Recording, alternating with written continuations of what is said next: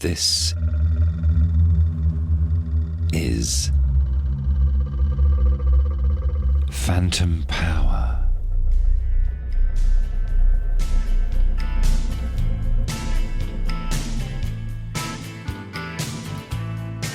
Welcome to another episode of Phantom Power, where I have conversations with brilliant people on the topic of sound. I'm Mack Hagood. I'm a professor and author who teaches and writes about sound. And today's brilliant guest is Warren Zanes. I think the most succinct descriptor one could use for Warren might be rock star biographer. In fact, Warren Zanes is a rock star biographer in more ways than one. He has experienced life as a rock star, as a biographer, and as a biographer of rock stars. I first met Warren in New Orleans sometime in the late 80s or early 90s.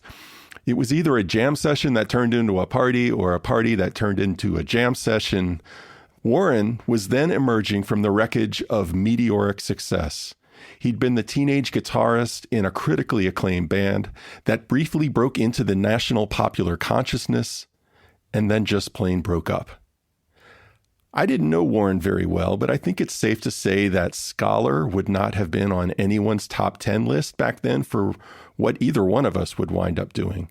But life takes its twists and turns, and here we are. It's been really amazing to watch from afar as Warren has become one of our most erudite and entertaining public scholars of popular music.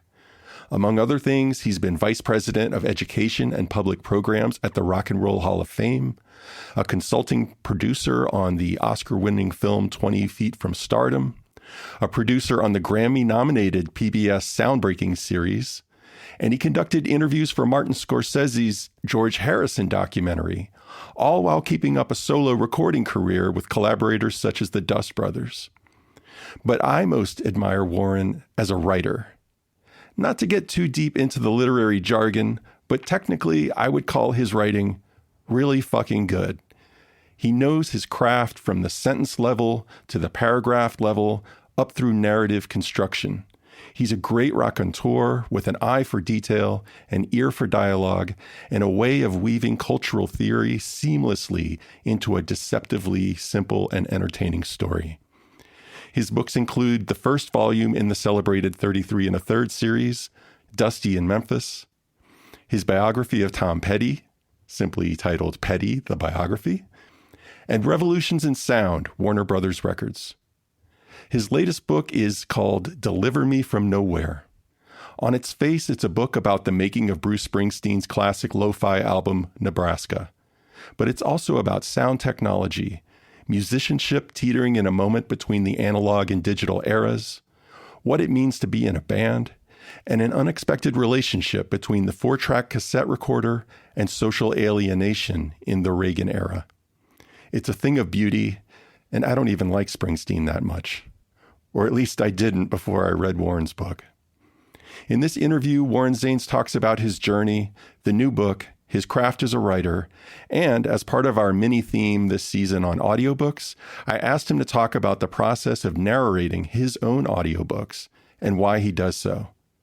And for our patrons, we'll have Warren's What's Good segment with something good to read, something good to listen to, and something good to do. You can join us at patreon.com/phantompower. And now here's my interview with Warren Zanes.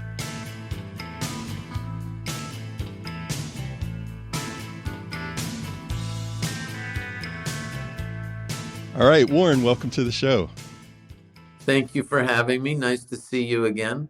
It's great to see you. And before I forget, I actually should have done this before we started talking, but can you remind me of that barbecue place? It was like in the Raleigh-Durham Research Triangle for this National Humanities Center thing. It was the last time I saw you. And you took me to some barbecue place that was amazing. And I cannot remember. Was it Gates Barbecue? Gates. I can't remember. That's my favorite regional barbecue, but I can't remember specifically. So I'm probably getting it wrong. Gates. Okay. I'm gonna at least put that on my list because I have been unable to remember, and it was pretty amazing. Yeah, I could be thinking of a different place, but for me, if Brunswick stew is on the menu, you're probably headed in the right direction. barbecue wise, more generally.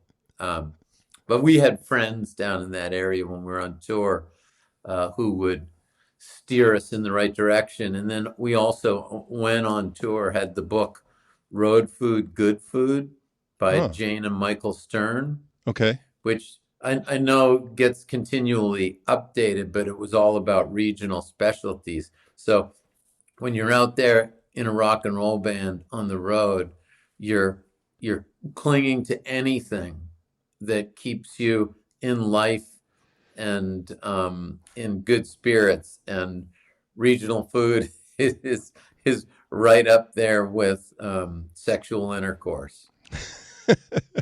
Well, I'm glad you brought up being on the road with a band, because I'm thinking for listeners to this podcast, probably a lot of people know you as this acclaimed rock author and public scholar, but maybe they're not as familiar with your early days in the Del Fuegos, which was this Boston area rock band. Could you talk a little bit about those days?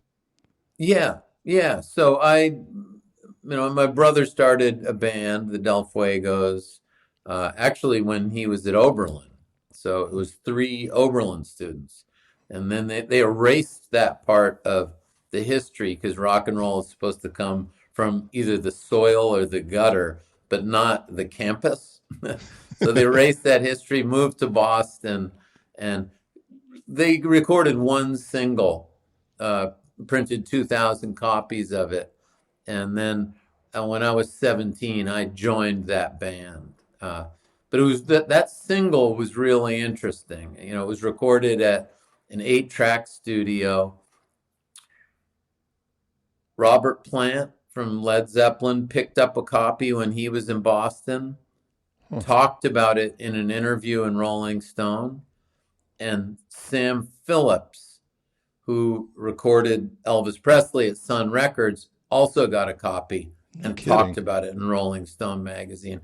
And it's only in retrospect that I look back and go, this is pre-internet. Right. 2,000 copies of a 45 RPM record. And one gets to Robert Plant, and one gets to Sam Phillips. The magnitude of that didn't strike me. But I think this was a band that, there was a lot of good fortune. Mm-hmm. And then we were really the ones who ran that ship aground. We were young. We were, 3 of the 4 people are over 30 years sober. Wow. So that tells you that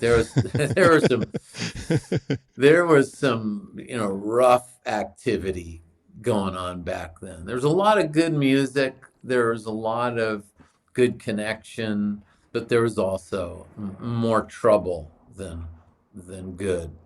I mean, it reminds me a lot of The Replacements with you in the Tommy Stinson role. I mean, well, let me say our first van tour went as far as Minneapolis, and once in Minneapolis, we didn't have money for hotels at that point, so you stayed on people's floors, and I slept on the living room floor at the Stinson's house.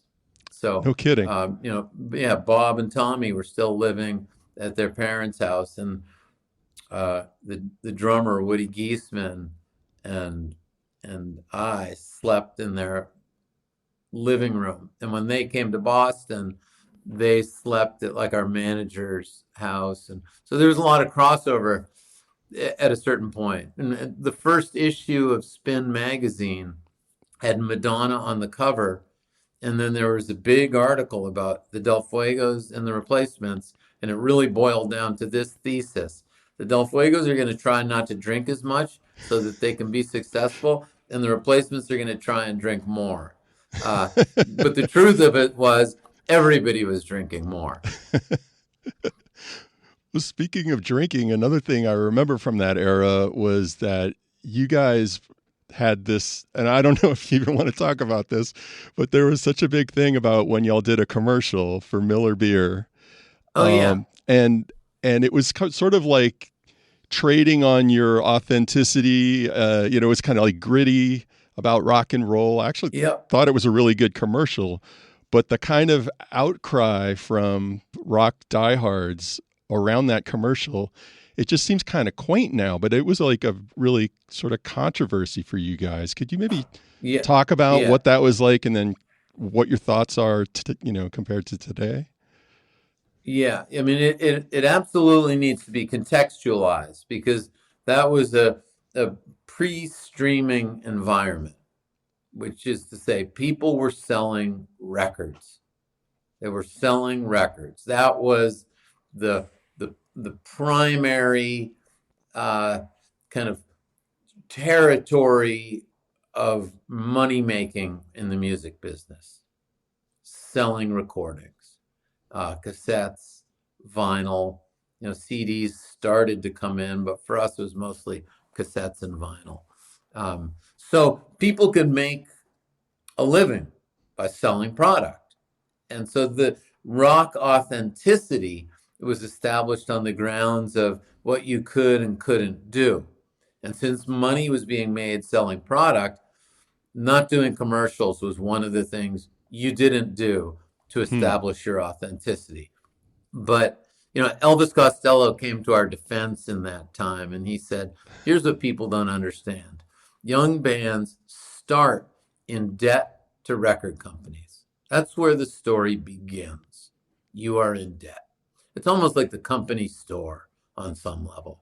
So he came to our fence. Did the world care? No, they wanted to slam us for doing a commercial. And, years pass, we're into streaming, and people can't sell product in the same way. You see much more in the way of artists doing commercials, backing products, because you need some kind of revenue stream.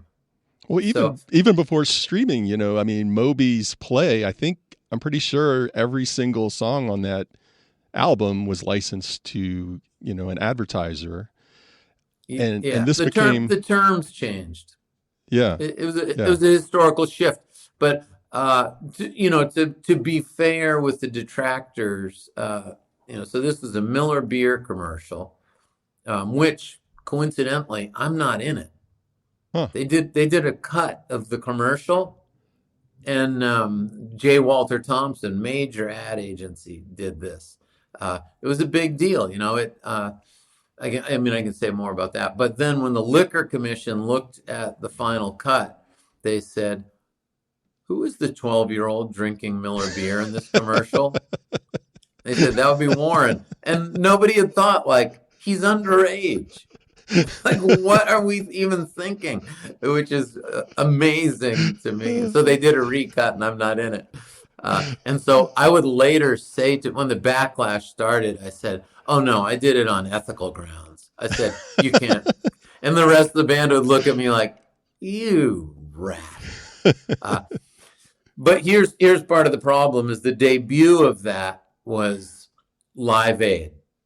So it was Oh, it was wow. Letterman, SNL, all these nighttime things, but Live Aid was the debut. So everybody else was raising money for famine in Africa, Oh and my the Del God. Fuegos were selling beer.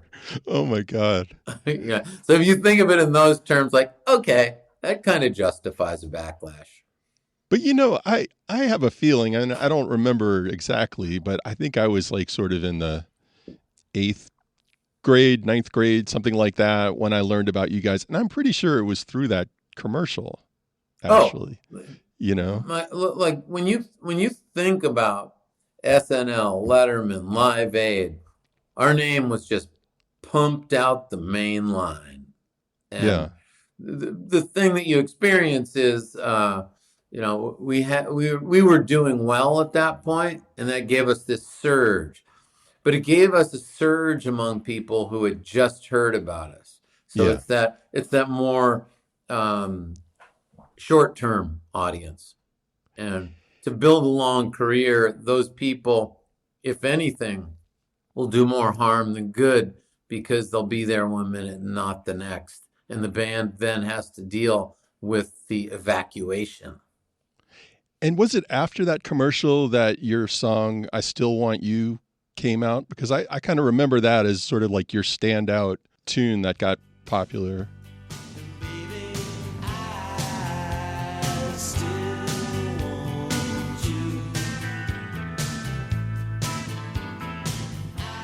I can't promise you that I've got the chronology right, but I think I Still Want You was before that. Oh, okay.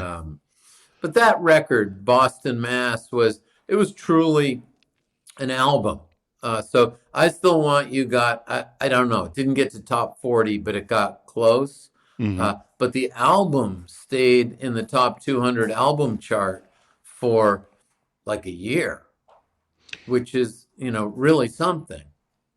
In preparation for this, I went back and I listened again, and I was just listening to that song, and it's got like this beautiful sparseness to it, and it's kind of gritty, but it's also kind of slinky with the Rhodes piano, and then something dawned on me that I wouldn't have been sophisticated enough to connect back when I was in 8th or 9th grade, but it was like, this sounds a lot like sort of Damn the Torpedoes era Tom Petty. And of course, you went on to be Tom Petty's biographer. Was that an influence back at the time? We were, Petty and Springsteen. Well, let me say this. Let me back up a little and say my mother had a good record collection. So she had Stones, Beatles, Dylan, of course, but then she had Aretha Franklin. She had Pete Seeger, Ian and Sylvia, Josh White, the band. There was a good record collection. And then my uncle lived above us. We were in one floor of a rental home. He was upstairs, and he listened to what was even at that time called oldies radio. So from him, we were getting Little Richard, Chuck Berry, Fats Domino, Buddy Holly. And, my mother was giving us these more 60s staples. So we were listening to all the stuff that people like Petty and Springsteen listened to. Yeah. So when Petty and Springsteen came along, we saw traces of something we already loved, but these guys were for us. Yeah. So they both mattered deeply. And, I've seen pictures of my brother, from, right when the band started. And, we were associated with punk, but there he is in his Tom Petty t-shirt. So we were, and he covered, it's in my book about Nebraska. I talk about my brother covering his high school textbooks with the covers of Time and Newsweek that Bruce Springsteen was on. And Springsteen, nobody knew Springsteen in New Hampshire at that time. So we were into these guys. So if our albums reflected that, absolutely. By the time of our third record, Petty came and sang a harmony on a song. And then we went and did a 3-month tour with him. So, years later, when I become his biographer, he knew me as a teenager, which is wild, as an experience. Like I do feel really lucky. Well, so maybe we can talk about your transition from being a musician into what you've become. I heard you a few months ago on the Mark Maron podcast, and you were talking about these lost years in New Orleans. And I was like, that's when I knew Warren. And then I thought about it. I was like, those years are kind of lost to me too, to be honest. There was a lot of drinking and stuff going on. But like, if I remember correctly, that is also when you started going to college. I think you went to Tulane. Am I remembering that right? No, Loyola. Oh, it's Loyola. That's right. Yeah.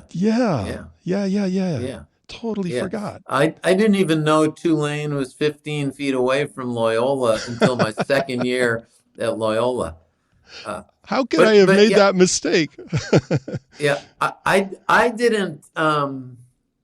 I didn't go down there to go to school. I went down there because I had passed through on a road trip from California and had dinner, and there was a young woman at that dinner, and I went, she's for me.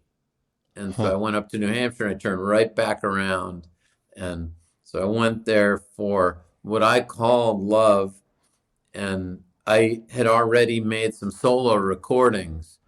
And T-Bone Walk, who has since passed, but he was in the SNL band, but he was in Hall and Oates band and producing Hall and Oates, and Huh. was a staff producer at CBS. He had taken me to, Donnie Einer, who was running CBS at that time, and was, kind of setting me up for, getting into music as a solo artist. Right. And I was young and stupid, and I thought when he reached out saying, "Man, I love this stuff. I want to help you. I want to work with you." I thought, "Well, great. You do all the work." Mm. And Uh-huh. I think the Del Fuegos did this a little bit too. It's like, great, we signed a record deal. Now we can just wait for our ship to come in. Right. And the people who actually have careers, they never stop working. Mm-hmm. So when I went, started taking classes at Loyola, I really didn't know. I didn't know what I was up to. Um, but I had wanted to keep being in music. And, the moment that I really see is when I was working at Bicycle Michael's outside the French Quarter as a mechanic. And we had been out on tour with Tom Petty, Mm-hmm. and, for that 3-month tour. And then I heard the first single, I Won't Back Down, off of Full Moon Fever. And I'm like, my hands are covered in grease and I'm Uh-huh. fixing a Schwinn. And I'm hearing him sound like, whoa, he just found his next chapter. Like you can hear it in those tracks. This isn't the Heartbreakers, but that is Tom Petty. He's reinvented himself. And I'm looking Mm-hmm. at this grease on my hands going, you better reinvent yourself, fucker.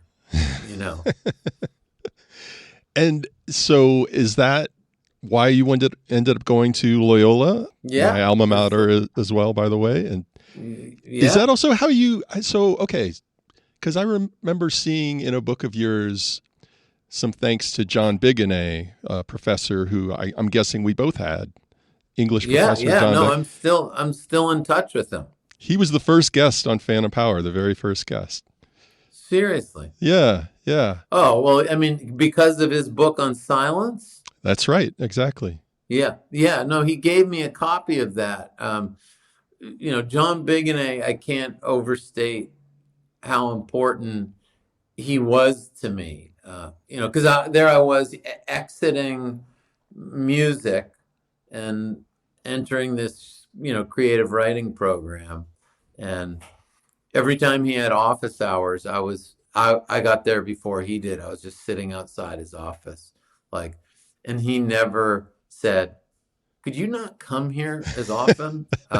He never discouraged me, but at the same time, he didn't coddle me. He let me be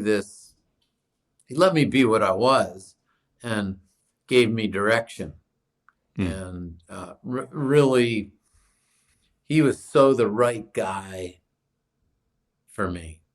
But then I got to the end of that creative writing program and I felt, and this was self-imposed, I thought, if you haven't published in the New Yorker by now, you are not in the game and you are a failure and you better find another way. And I went in more into critical theory for 2 master's PhD, and then came out the other side into music. Like I signed a solo deal with the Dust Brothers as I'm writing my PhD dissertation. And from that point forward, I was a hybrid. And the PhD you did at the University of Rochester? Yeah, in the program in visual and cultural studies. Okay. So it really put the theory first, and it was up to you, the student, to figure what you would apply it to. So, you could be working in television, you could be working in contemporary art, you could be working in literature, but that wasn't the determining element that situated you in that department. It was much more it was that moment in critical theory. And this program was interesting because, art history is a notoriously slow-moving discipline. And what this program was doing was pumping out teachers who could go into art history programs and revitalize them. Be the the representative of this other approach to art, which we were calling, visual studies, visual culture. Yeah. So everybody, when I was there, I think they were at 100% in terms of landing people in jobs, which is astounding. That's incredible. That's incredible. Yeah. Yeah. I don't think that could be sustained, but it was just this perfect moment of art history needed this.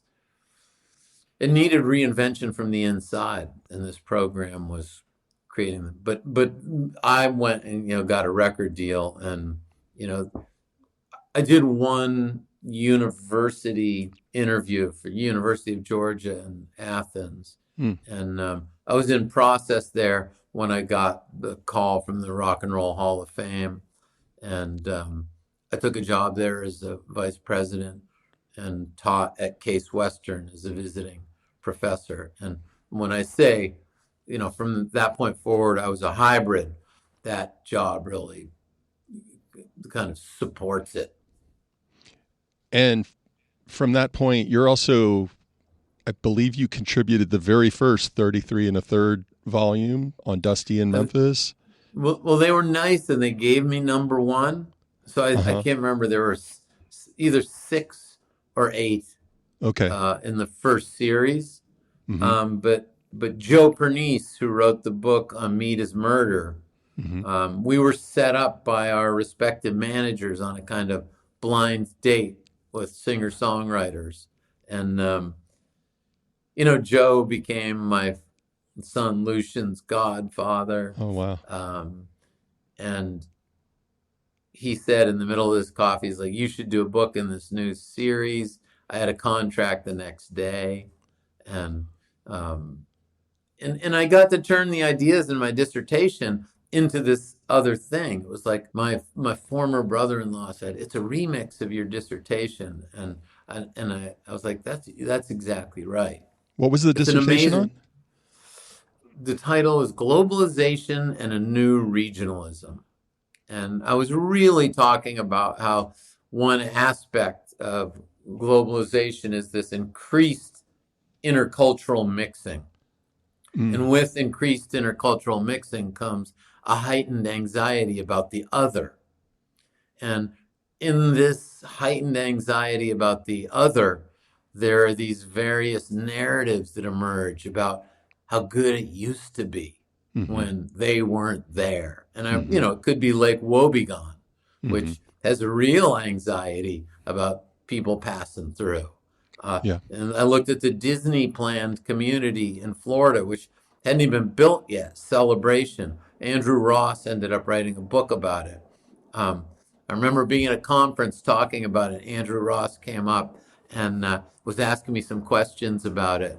And I was, like the giddy graduate student. Next thing you see, he's got a book contract on the topic. It's like, so this is how it works. Yeah.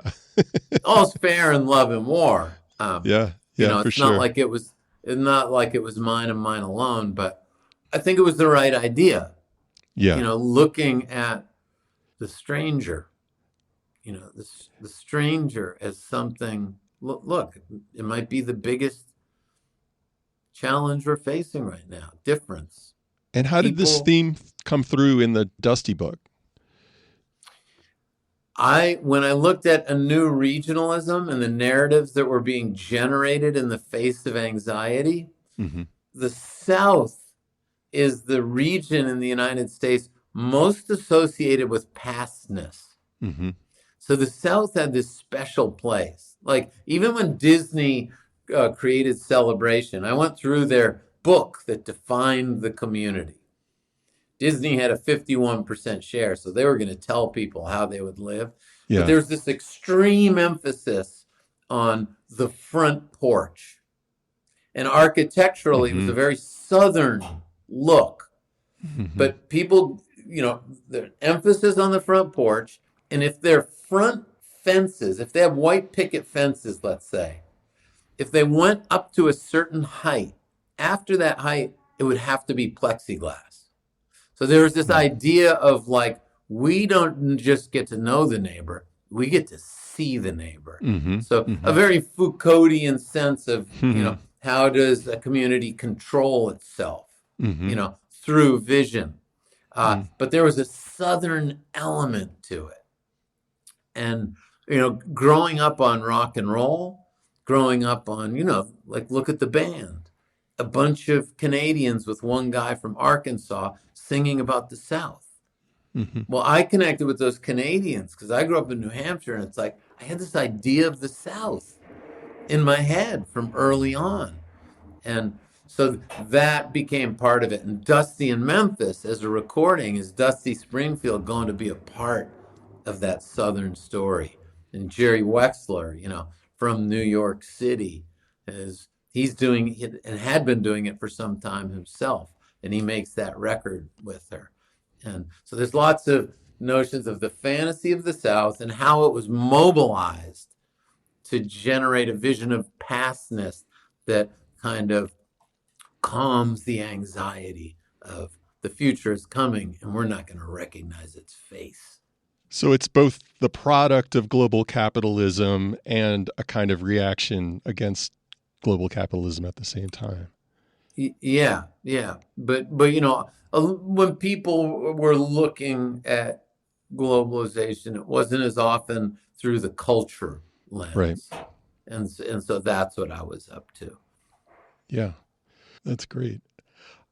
Well, maybe we can switch gears and talk about your most recent book, the Bruce Springsteen book, Deliver Me from Nowhere, The Making of Bruce Springsteen's Nebraska. I think maybe I should start with the confession that I'm not the biggest Bruce fan.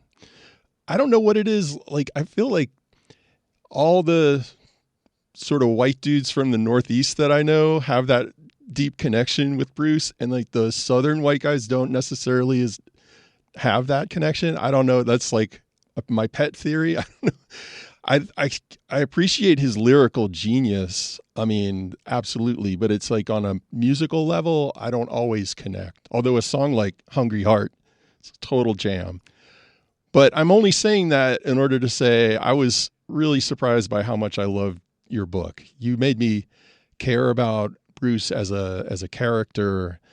It drops into this really fascinating interstice, like between success and success, where this strange, quiet record comes out. And then you kind of build out this argument that actually this strange, quiet record was necessary for him to achieve this next level of success. Yeah. And I'm kind of torn by wanting to talk about the ideas in the book, but also talk to you about how you did it. But maybe let's talk about the story first. Like what compelled you to write a book about a single album in this way? Yeah. I'm with you on everything you were saying there. One thing that compelled me was in my own life, I had identified with the desperation of the characters in the songs. Yeah. Whether consciously or not, I felt like I belonged among them. And so when I had trouble in my own life, whether with a parent, a loss, a sibling, divorce, I knew that I would reach for Nebraska. There's certain albums you reach for when trouble is afoot, and that was definitely one of them. So I felt a personal connection, but I thought it was one of the most profound, if not the most profound, left turn in popular music. So this is not to say he's the only person making muddy, unfinished, imperfect recordings and putting them out. Mm-hmm. But he's the only person I know of who's following up their first number one record that had their first top 10 single, following that up with a muddy, unfinished, imperfect recording. It was going to be difficult, that you knew couldn't be played on the radio. It was just such, when people get to where he got at the end of the River tour, Mm-hmm. very few get to the platform that he was standing on, which is, I've described it as he was right where you can go from stardom to superstardom. He had the full support of a very developed fan base. He had the full support of a major record company, full support, priority artists. He's got a band, they've got a sound, Yeah. hard to achieve. Yeah. All of the elements are there. And where you should go is to another number one album that stays in number one longer, and you go from one single to, 3. Mm-hmm. And it's just, even I, like in New Hampshire, as a kid, a teenager, you intuitively know this because Yeah. in some way, I don't want to like bring it down by saying this, but it's like capitalism is in our bloods, and in so many ways. Growth. This is what you do with an artistic career. You grow it. And Yeah. so here's this artist who chooses to make a record that will make growth impossible. Impossible. Yeah. It will confound that audience that he's built. Many of them will say, it's not for me. And he's ready to take that gamble. It will confound the record company. His band isn't involved. Yeah. So I was looking at this going like, I know I'd never do that. Why did he? And I read his memoir, and Nebraska goes by quite quickly in the memoir. Mm. And then he has this major depressive episode and starts getting help. And I just felt there's got to be a connection. And I believed in that enough. I also think it's a story about going from the analog to the digital. Yeah. Honestly. Which is so why there I are thought a few different stories. Yeah, why it fits here. Why it fits in this show, yeah, because Yeah. there is like this real thesis about this album being at this pivot point between the analog era and the digital era, and also about the role of personal recording technology of the TAC or the Tascam Porta Studio. Could you maybe talk about that whole dimension? Yeah, I mean, he's Born in the USA is, if it's not the first, it's one of the first CDs. Yeah. When he's recording, so the TAC 144 is 4-track, multi-track recording to a cassette. The next thing that he records on at home actually is a digital machine. There are going to be like stages of the kind of advent of digital culture to get us to the point where people are looking at music as waveforms. Yeah. But the big move, what happens once we're in the age where recording studios are on like laptops like the ones we're on, which allows artists to take their recording home, Pro Tools, whatever, Logic. People can make great sounding records in their bedrooms. You couldn't do that with a TAC 144, but you could take it to your bedroom. So the general move that he makes foretells a very digital future, even if that's an analog recording. That move of, I'm doing it in my bedroom, is a revolutionary move. I equate what Bruce did with this 4-track and making a record in his bedroom with the power of the Beatles on Ed Sullivan in '64. the next day after the Beatles run, Ed Sullivan, you got all these young people going, I can form a band. Mm-hmm. And, suddenly amps and guitars and drum kits are selling like hotcakes. And kids are asking their parents not to park in the garage because they need that space. Yeah. And the garage band era is underway. With Bruce making this, this major artist going into his bedroom to make his next record after a number one, I think a lot of young musicians went, whoa, they just cut out the middleman. Yeah. Like, I could do this. It was incredibly empowering, I think. What was he doing? He was just trying to save some money because he had spent so much out of his own pocket in the previous years when record companies, not record companies, singular, he was always with Columbia. And they would say, hey, Bruce, you've been in the studio for 4 months. We're not giving you any more money. Yeah. He'd go out of pocket. He's an obsessive record maker, and he kept spending his own money. And there he was in his early 30s, having made 5 records, and he was like, something's got to change. Yeah. And the TAC 144 was his answer. He was not intending to make a record. He just wanted to go do something a little bit more than just put songs down on tape. He wanted to start to produce them a little bit at home so that he could take it as a reference into a commercial studio. And so he's in this bedroom in New Jersey with the orange shag carpeting, and he's got his guitar, harmonica. He's running everything through like I forget, was it a space echo or something? It was like it's an echoplex. An echoplex. Which simulates the the short tape delay that you hear like on early Elvis recordings.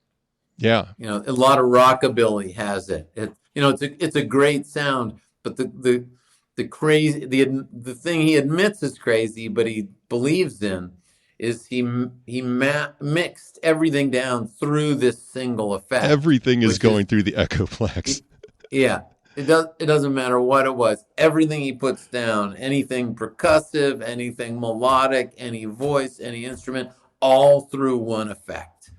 And when I said to him, I said, that's definitely not how you're supposed to do it. Right. And he went, right. Yeah. And I said, but it sounds good. And he said, right. When you put the basic elements in front of me, he said, I know what to do. So he's got this tape, this cassette tape that's got all of this. It's got these songs on it, some of which wind up on Born in the USA. And he goes to the studio with the band now and tries to recreate these tunes. And then what happens? So this is the important thing. So he makes these 4-track recordings in his bedroom. He's not thinking that this is an album. They're just demos, just references for the studio. So if something isn't perfect, it doesn't matter. If the lyrics aren't finished, it doesn't matter at that point. Mm-hmm. Then he goes into the studio, into the power station, doing what he thought he was going to do, start re-recording them. So at that moment, one of the first recordings that they do, they already had the song Cover Me. Cover Me, he wrote for Donna Summer. Yeah. Quincy Jones was producing. And then they listened to it, and John Landau's like, please don't, that's his manager and then producer, please don't give this one away like you did with Patti Smith. Can we not do that again? And Bruce says, okay. So they got Cover Me. And the Patti Smith was Because the Night. Yeah. But this is just to say, before they're even thinking about releasing this Nebraska stuff, they already got the first song for Born in the USA. Yeah. Then they go into the studio, and one of those bedroom songs was the song Born in the USA. And they cut it at Power Station. It's the single version that we know. They get it, and it's like, whoa, with that everybody's knocked out. big gated snare, that digital sounding snare that would become like the sound of the 80s, the Phil Collins thing. It's right there. The Yeah, template's right there. huge gated snare, the anthemic synth pads, those basic chords that he's playing. You know, this isn't a thing where it's like 1, 2, 3, 4, you know, and the whole band's in. This is like synth pads, drums, Yeah. vocal. It builds to a rock band. It's a different sound, different than the River, but they've got that, and you know, they're hearing that something special is going on, and they end up, you know, they end up having 7 songs that go on Born in the USA, done. And Bruce puts them all on the shelf because he's looking at these other songs like Nebraska, State Trooper, Highway Patrolman, Mansion on the Hill, and going, why aren't these working with the band? Yeah. And he keeps going back to this shitty cassette, going, this is still better. This is better than what I'm doing in a commercial studio. It's better than what I'm doing with the band. They tried to record him solo at the power station. He's like, this cassette is still better. And the way he describes the problem is he says, every time I try to make it better, I lose my characters. Meaning, and this is key, it's the characters in the songs. So here's an artist we associate with rock and roll, with a band, an amazing writer, an amazing performer, but he is thinking in very literary terms.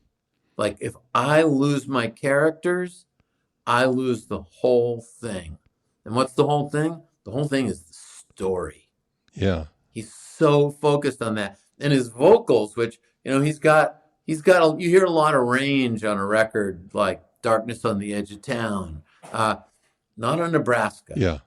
It's much closer to a kind of talking layer. He's singing, but it's like, he's not using that range to express. He's got the whole scene is quiet, and he's focused on just letting those characters emerge so that we can see and hear their conflicts. Yeah, that's beautifully put. I want to make sure that we save time to get into how you do what you do. So maybe I want to pull back now from the subject matter of the book itself and just talk a little bit about crafting a book like this. So, you know, there's a healthy portion of our listeners who are academics. What are some key differences between writing an academic book and a work of narrative nonfiction that you're going to sell as like a trade press book like this one? Yeah. Well, I don't mean to make academics envious, but it is really fucking liberating not to have to think about footnotes so much. I should probably think about it a little bit more, but you know, it's like I hand in the book and they're like, what about, and I'm like, can we just not do that? And it's more out of sloth than anything else. Yeah. You're making me envious. That Dusty in Memphis book was really crucial for me because I got to turn this corner where I went from, you know, what people would call academic writing to what people would call popular writing. Mm-hmm. And I realized how much was the same for me. You know, I came out of this interdisciplinary PhD program and I loved it. And I still believe today I brought all of me who did that over to this, quote, popular, unquote, territory. Mm-hmm. I don't think I lost anything. I think if anything, I gained something because I could more, you know, justifiably reference the personal. Yeah. I think, but you know, at the same time, you know, like you're seeing people like, you know, like Zizek, like, well, he's got some freedom. Mm-hmm. I found my freedom by going into the popular, but I learned a lot of my lessons in the academic. So the process is very different. I feel a higher level of freedom, but let me say this.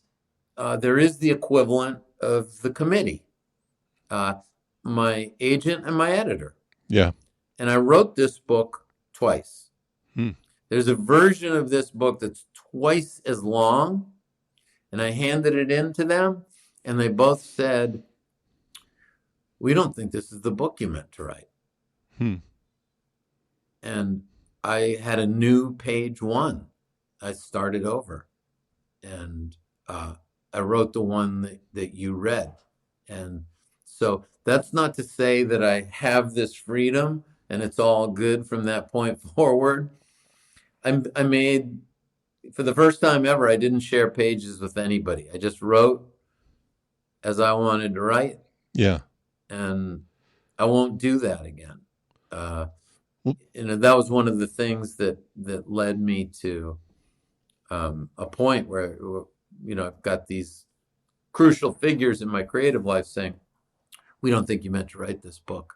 And so they got me to where I created a much sturdier narrative spine for the thing.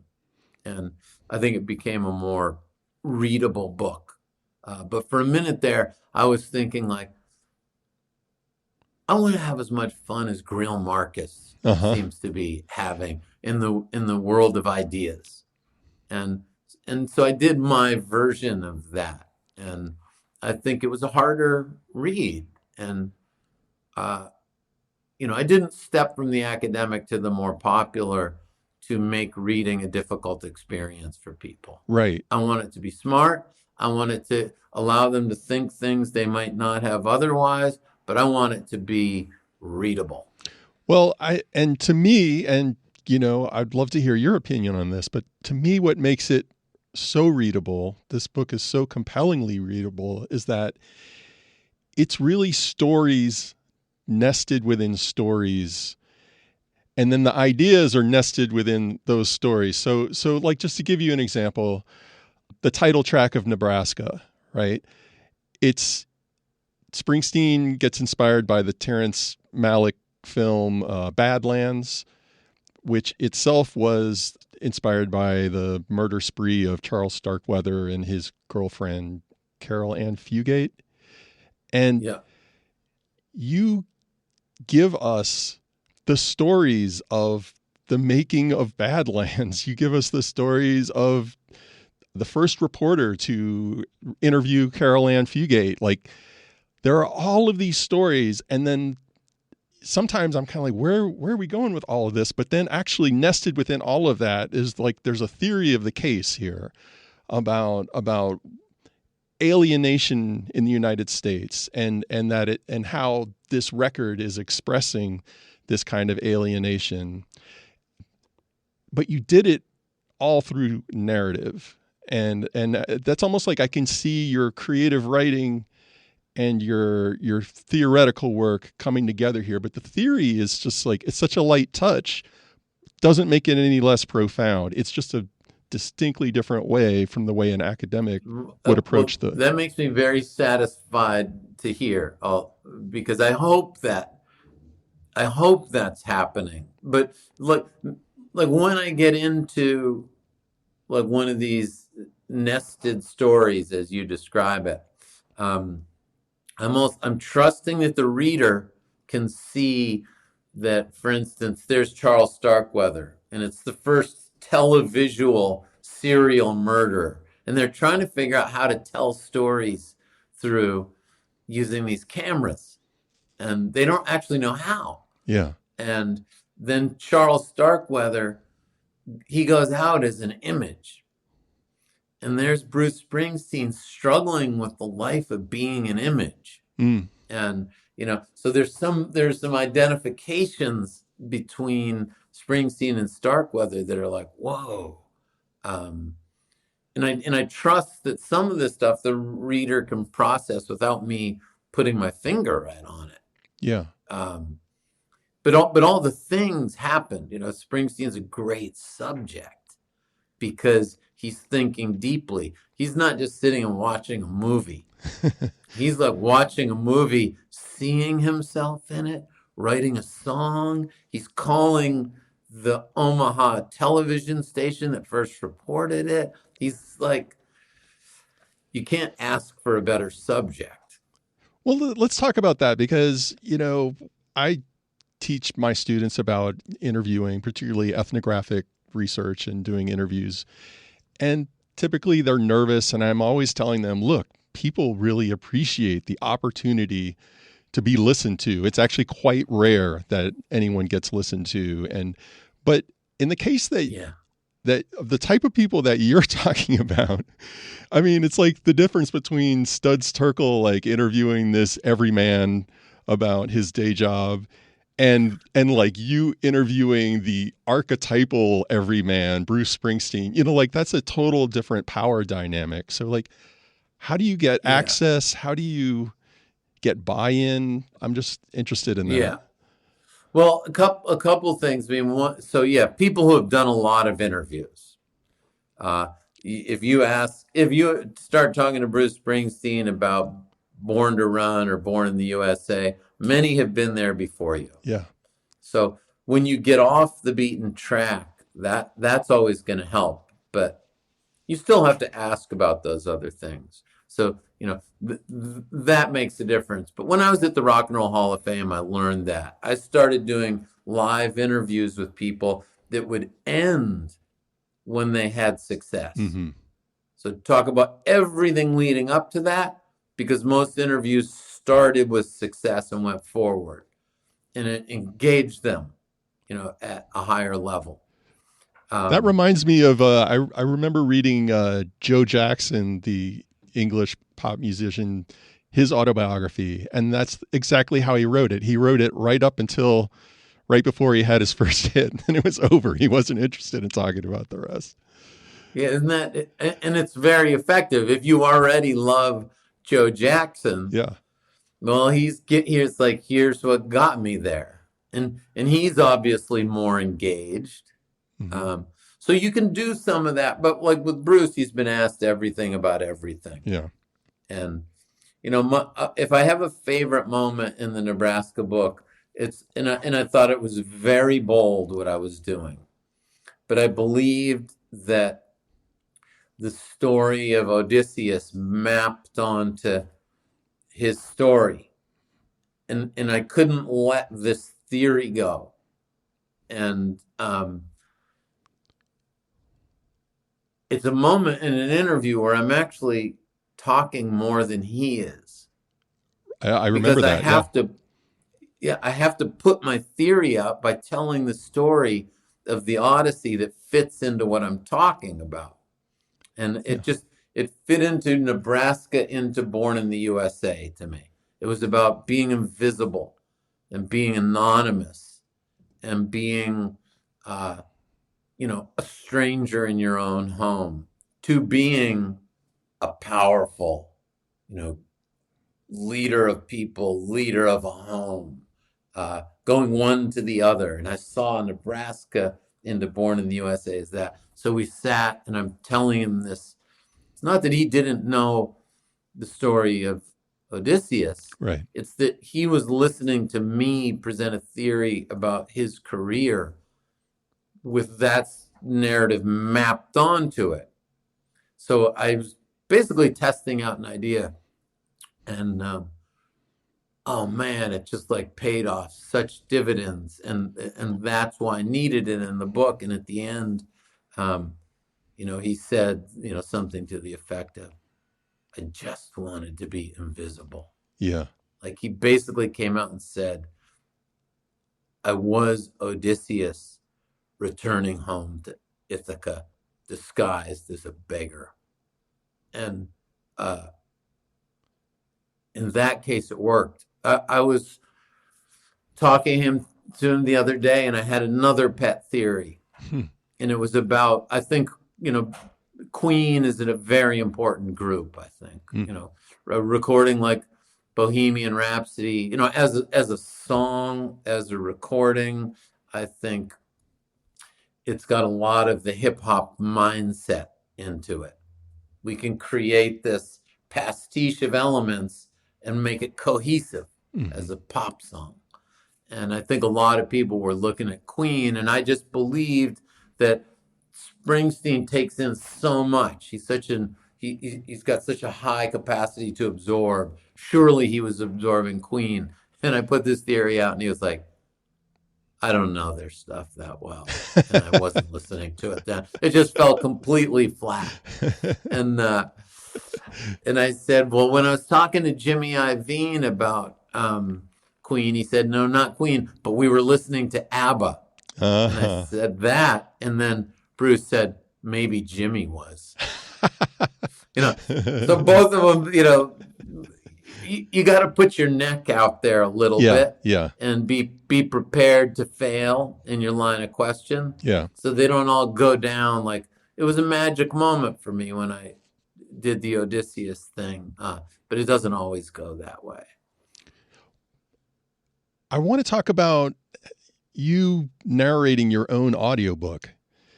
I'm doing kind of like a little mini series right now on audiobooks, and I really enjoyed. I listened to your audiobook version of the Nebraska book. Thought it was fantastic. Can you talk about why you wanted to narrate your own work and what goes into that? Yeah. Great question, and I definitely have thought about it, because Dusty in Memphis became an audiobook, and they sent me one, and I put it on, and I could listen to about a paragraph, and that was it. I'm like, this is not the book I wrote. Wow. It's just not. I didn't write this book. It was the same words, but I wouldn't have read them like that. I felt like the person they hired him, like, did you meet him at like a joke shop or something? Like, who is this guy? Like, why didn't you ask me? And so then when it was time for my Tom Petty biography to do the audiobook, my agent said, they're not going to pay you much for this, and it's terrible work. I recommend farming it out. And I said, no way am I letting somebody else read it, because for it to be the book I wrote, it has to be me reading it. It's so different when you don't. And so I went in not knowing that process, and it was rigorous. It was draining. It was intense. It was very emotional, and it was crucial that I do it. One of the upsides is that right when you're getting ready to promote a book, to take it to the world, to go public with it, you get that deep reading right beforehand. And the timing could not be better. So like with Petty, I was like, whoa, I felt it all. I felt every word go through me. I had a really good producer there guiding me, figured it out.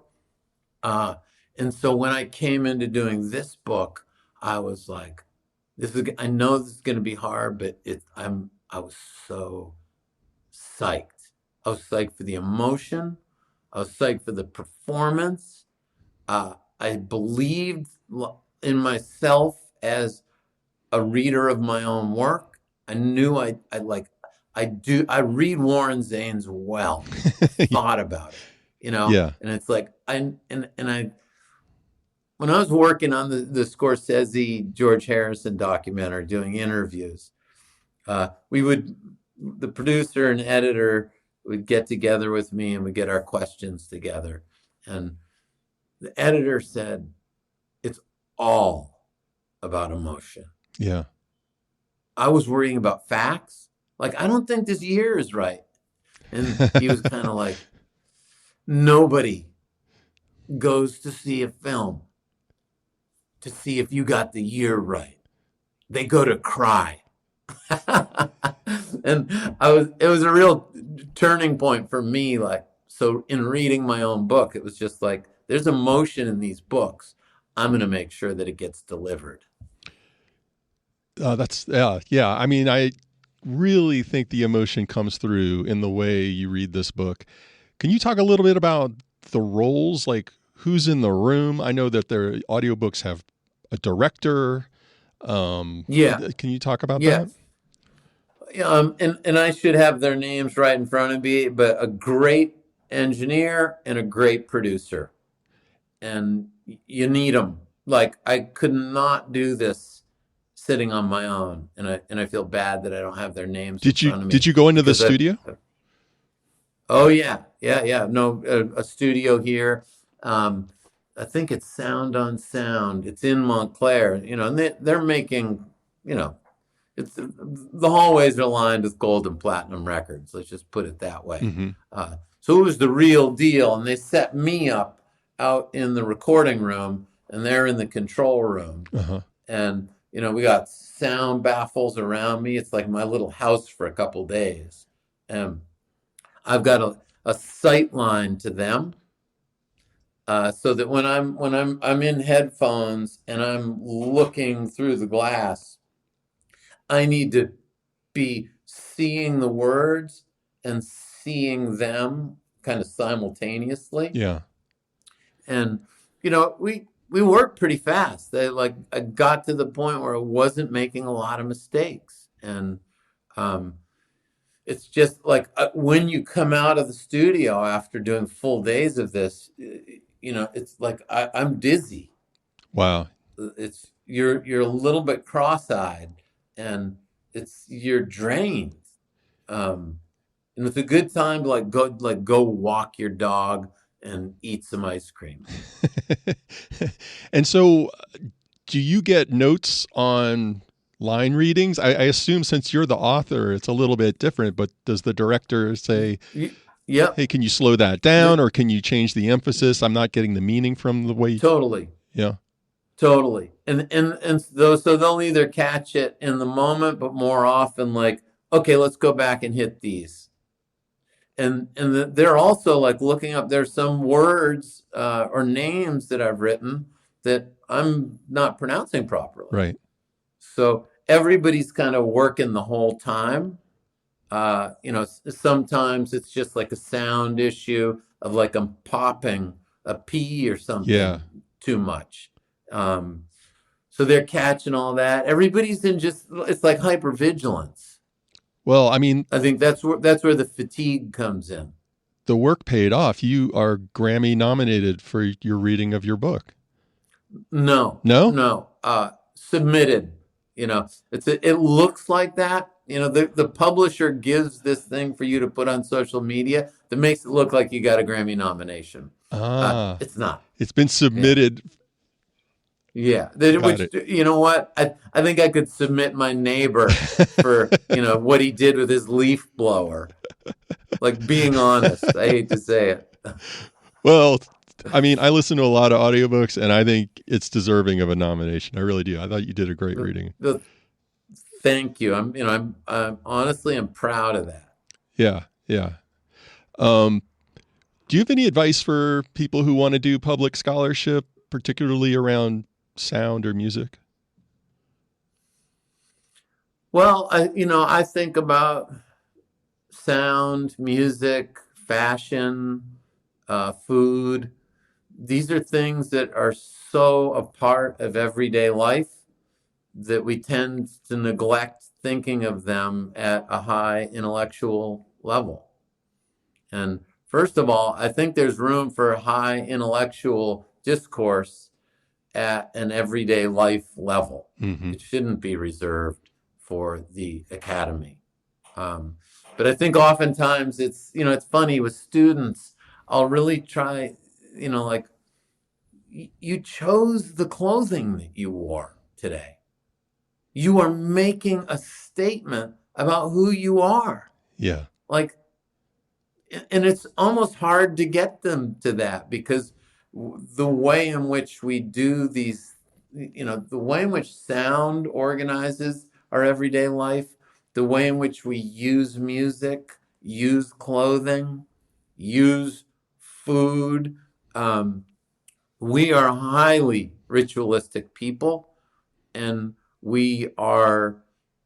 there's a kind of, language to all of this that we're speaking, but we don't often step back to think about the nature of that language, the syntax of it, So I just think, like, take a day and isolate one of those things. And it could be sound.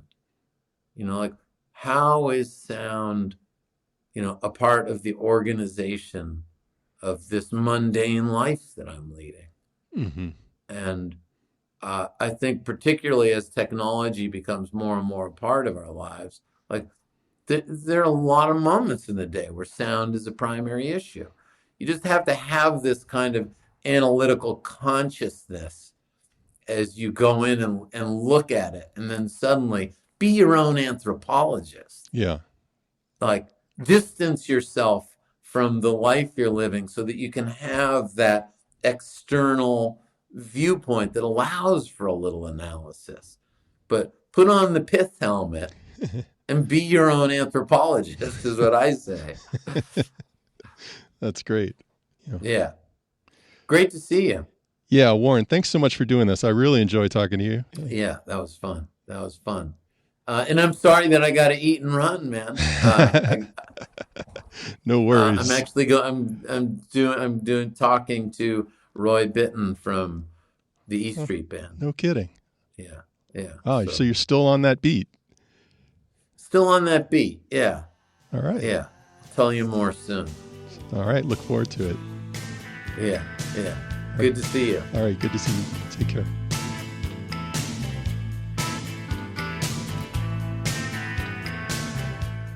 And that's it for this episode of Phantom Power. Huge thanks to Warren Zanes for being on the show.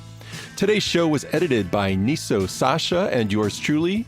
Transcript and web content by Katelyn Phan. Please join us in a couple of weeks when my guest will be theorist of noise, Marie Thompson. Take care, and I'll talk to you then.